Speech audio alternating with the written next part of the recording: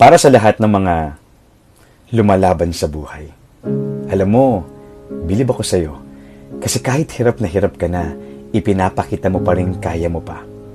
Kasi ayaw mo silang mag-alala. Kasi may pangarap ka. Kasi gusto mong patunayang may ibubuga ka pa. Tuloy, doon mo nakikitang mas nakakapagod pala. Mas nakakapagod palang itagong may mga araw na nanghihina ka. Mas nakakapagod palang ilihim na kailangan mo na ng makakasama. Mas nakakapagod palang itangging kailangan mo lang ng kahit isang taong magsasabi sa iyo na kaya mo yan, magpatuloy ka.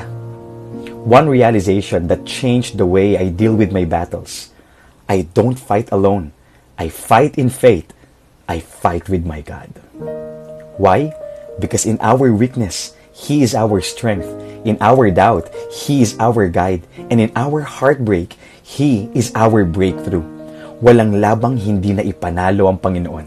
Ipagkatiwala mo sa Kanya ang laban mo ngayon. God bless.